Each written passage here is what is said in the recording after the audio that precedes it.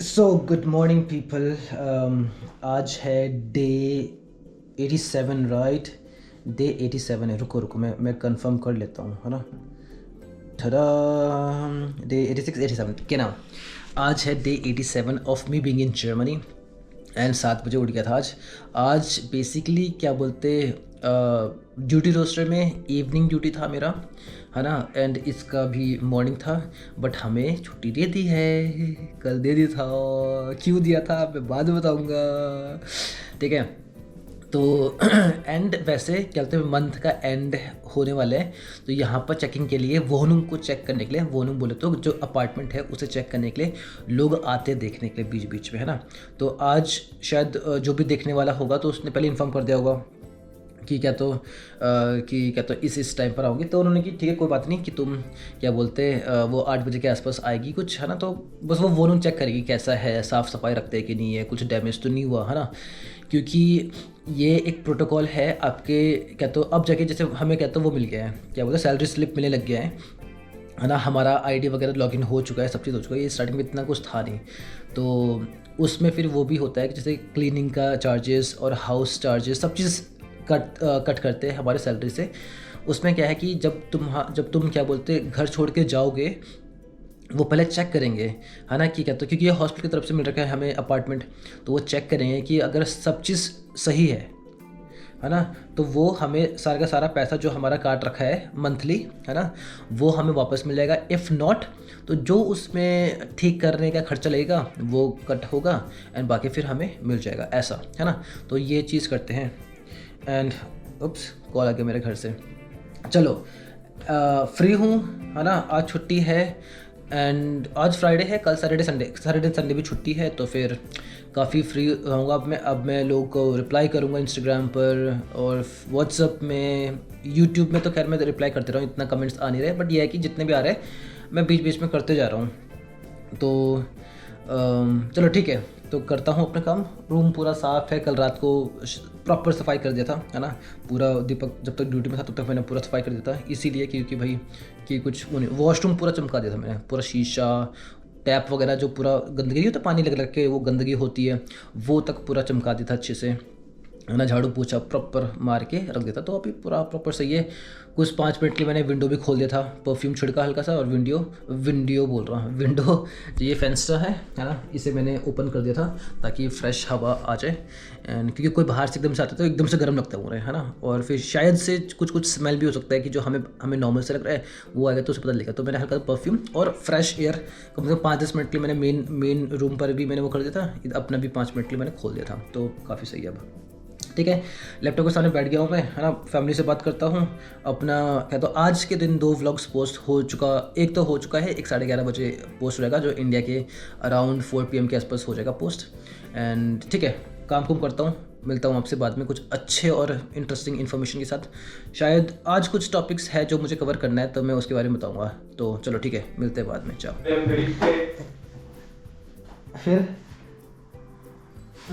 फिर हम अमीर हो तो दोस्तों आज हम आलू मिर्ची की सब्जी बना रहे हैं। मिर्ची कैसा है वो दिखाता हूँ, देखो ऐसा है ये वाला मिर्चा ये है। तो मैंने सोचा कि हम नहीं पहली बार खा रहे हैं यहाँ पर ये वाला सब्जी। फिर हम दाल चावल भी बना रहे हैं, सब्जी बना रहे हैं। अमीर हो गए हम दोस्तों जर्मनी में आके पहले हम गरीब थे, कल तक गरीब थे क्योंकि एक सब्जी बना रहे थे, आज हम एक बार में 2 बना रहे हैं, चावल दाल सब्जी बना रहे हैं, फिर सब्जी बना रहे हैं।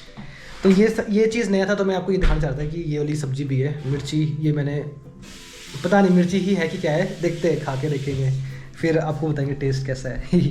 सो गाइस, दिन के बज चुके हैं 11:49 एंड तो सुबह का 11:49 हो रहा है और चावल बन चुका है बासमती, लंबे लंबे चावल, प्याज, दाल, सब्जी। तरह अमीरों के दोस्तों आज के लिए ही कल हम बिरयानी बनाएंगे ही। तो चलो खाना खाते हैं और मिलते हैं कुछ इन्फॉर्मेशन के साथ। तो चाओ, बहुत भूख लग रही है, मिलते बाद में, बाय। सो गाइस, मैं जा रहा हूँ नॉर्मा। अभी टाइम हो रहा है 18:27 हो रहा है, मतलब 6:30, है ना, 6:30 हो रहा है। एंड तो ना हमें तो कुछ सामान खरीदने हैं, तो वो लेना है, फिर अदरक उदरक भी लेने हैं, तो और फिर कुछ काम भी था दोस्त लोग को, तो मैं तो चल यार जाके सामान भी ले लेता हूँ। और क्या बोलते हैं, फिर मेरा दूध भी ख़त्म हो रखा है, दूध भी लेना है मुझे, चाय चुई थी ना। तो चलते हैं, शॉपिंग करते हैं, आते हैं वापस, और फिर इस व्लॉग की एंडिंग वापस यहाँ पर आके करेंगे कुछ इन्फॉर्मेशन के साथ, तगड़ी वाली है ना, जो आज हुआ, एंड कुछ स्पेशल न्यूज़ भी है जो बताना है। ही चलो मिलते बाद में। गाइस बहुत लोग मुझसे क्वेश्चन पूछ रहे हैं यार कि हम अपना स्पीकिंग कैसे इम्प्रूव करें, हम अपना एक्सप्रेशन और ये हियरिंग कैसे इम्प्रूव करें, है ना, लेसन शराइबन, ये सब में ऐसा है कि भाई बंदा सीख सकता है एंड वो चीज़ लिख सकता है। मेन चीज़ आती है जब हम बात करते हैं, जब हम सुनते हैं, है ना। मैं सबको यही बोलता हूँ यार कि अपना एक्सप्रेशन और हियरिंग स्ट्रॉन्ग करो। मैं इसलिए बोलता हूँ क्योंकि यहाँ पर जब आप एग्ज़ाम के लिए पढ़ रहे हो तो आपसे कोई स्पीकिंग के जो एग्ज़ाम होता है उसके अलावा कोई रैंडम क्वेश्चंस नहीं पूछता आपसे, है ना। जो राइटिंग रूटिंग का है आपने सीख लिया, रट्टा मार लिया, आपने एग्ज़ाम के पास हो गए, वेल एंड गुड, ठीक है, आप पास हो गए। बट जब एक्चुअल वर्ल्ड में जब आप जर्मनी आ जाओगे तो आप यहाँ पर टोटली सब जर्मन बोलते हुए मिलेंगे, ठीक है। तो इसमें दिक्कत बस ये है कि अगर आपका स्पीकिंग और हियरिंग सही नहीं है तो आप समझ नहीं पाओगे बंदा आगे से क्या बोल रहा है ना। एंड फिर रिस्पॉन्स करना दूर की बात है। जब बंदा कोई आगे से समझ जाए कि आगे से क्या बोल रहा है तो टूटी फूटी जर्मन में भी हम एक्सप्लेन कर सकते हैं। और दूसरी चीज़, हमें पता कैसे चला कि बंदा आगे आगे बोल क्या रहा है। भाई वोकैब्स इम्प्रूव होंगे हमारे तो हम शायद अच्छे से बोल पाएंगे, है ना, हम समझ पाएंगे एंड हमारे पास वर्ड्स रहेंगे बोलने के लिए। समझ गए हमें वोकैब्स ही नहीं पता हमें, तो हम बोलेंगे कैसे, हम क्या शब्द यूज़ करें। हम इंग्लिश में तो बोल नहीं सकते, ना हिंदी में बोल सकते, उन्हें उसको समझ नहीं आएगा। बहुत सारे ऐसे भी होते हैं जिन्हें इंग्लिश समझ नहीं आते अच्छे से, कुछ होते हैं हम समझ में आ जाते हैं, but they prefer to talk in German, है ना। तो भाई मेरा सबसे यही बोलूँगा मैं कि भाई जो भी है अभी से रेडियो सुनो, मूवीज़ देखो जर्मन में, है ना, पॉडकास्ट देखो जर्मन में, एंड फिर कोई भी टॉपिक, किसी भी टॉपिक में आपको प्रेजेंटेशन देना है या फिर किसी भी टॉपिक में आपको सीखना है, भाई यूट्यूब में लगा दो। जिस लेवल के आप A1 के हो, मान लो गेबुस्टाग थीमा है, ठीक है, टॉपिक है, तो आपने लगा दिया गेबुस्टाग क्या तो फॉर A1 लेवल या इस टाइप से कुछ तुमने लिख दिया, ठीक है, तो वो तुम्हारा चल जाएगा, तुम्हारा सारा गेबुस्टाग के बारे में उस लेवल के अकॉर्डिंग होगा। B1 लेवल्स क्या तो A2 level, B1 level, B2 level, तो उसके अकॉर्डिंग वो वर्ड्स वगैरह यूज़ करेंगे। तुम वर्ड्स को नोट डाउन करो कि भाई जो तुम्हें समझ में आ रहा है वो वर्ड्स को नोट डाउन करो। बहुत सारे बोलते हैं कि हम क्या तो वोकैब्स कैसे इंप्रूव करें, है ना।